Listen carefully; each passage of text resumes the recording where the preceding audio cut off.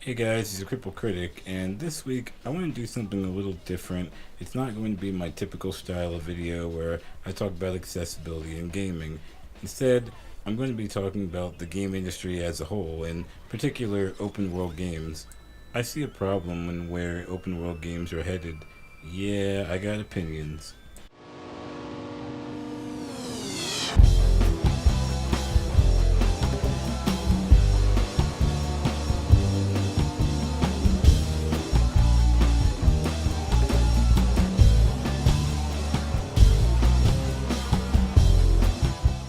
Now, this is just my personal opinion, but I don't like the trend I'm seeing in games becoming the same type of open world game. More and more games that take 70 plus hours to complete have the same oversized maps with never ending side quests, but no style or substance to them. I've seen a lot of videos lately talking about the costs of a AAA game and that when making them, they say there's no room to change up the formula because they're just making them up to the standards of what the average gamer wants. People also use this argument to defend the new trend in open world games, to say that most developers want the next big AAA game they're making to be an open world game because that's what sells. While I do think it's good to look at the game industry from a publisher's viewpoint and what decisions are made because of the perceived public's demands, I just don't believe that every game needs the AAA treatment in order to be successful. Not every game needs to have amazing graphics, huge open worlds, and play for 70 plus hours. I think it all started with Skyrim. Skyrim did it and made a lot of money, so now every developer thinks it has to be that kind of game or it won't sell. The thing about Skyrim is, it was the latest in a long running series, the Elder Scrolls series.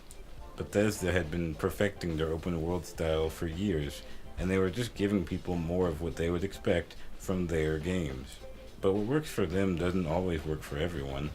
Not every game has to be Horizon Zero Dawn or Witcher 3. Then we just end up with a million open world games with top notch graphics, but they're hollow. Gameplay mechanics slapped onto a game without any thought into whether it needed that to begin with.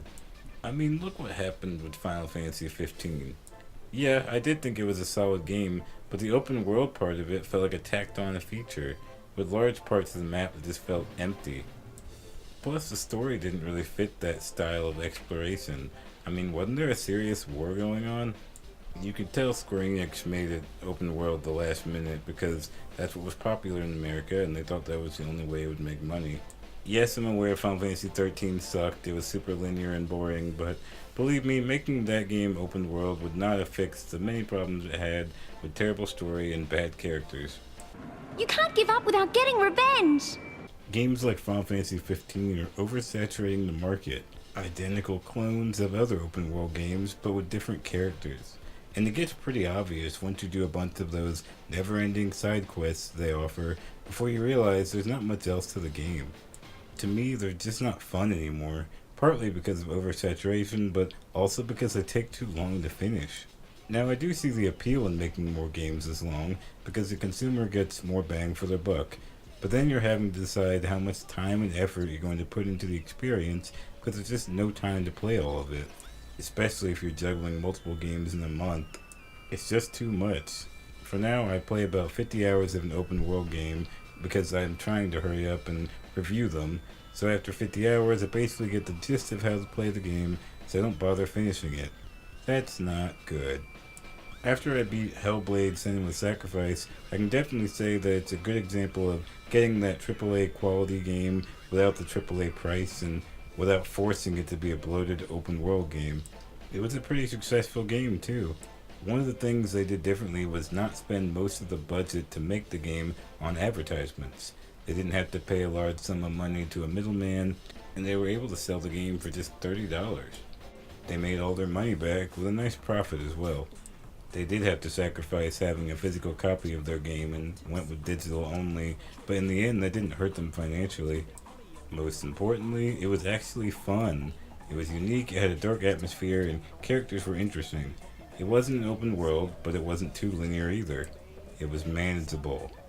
It was a solid experience that took me about 25 to 30 hours. I felt accomplished completing it, and it didn't take me a month to do that. Now, obviously, I don't think every studio should do what they did, but it shows that not every developer has to make AAA games with open world features just to be successful. Well, it may sound extreme, but maybe the AAA game format needs to go. If the overall consensus from large publishers is that they have no idea how to make money without making expensive and bloated open world games, then maybe we as consumers should stop buying them. Eventually, the industry will have to change or go under. Maybe it's inevitable. Now, it doesn't mean every studio will have to drastically change, just the big name ones who are pushing these type of games. I mean, the game industry has gone through worse. Look at the video game crash of 1983. That was a large-scale recession due to a flooded market of the same type of games released too often. But because of that, the NES became successful. So who knows? I just think something's got to give. But that's just one crippled guy's opinion. Alright guys, I'll probably go back to accessibility reviews next week. I just had a lot to say about this. But what do you guys think? Are you tired of bland open world games? What do you think we should do about this dry spell we're in? Anyway, tell me in the comment section below. As always, thanks for watching guys, and I will see you later.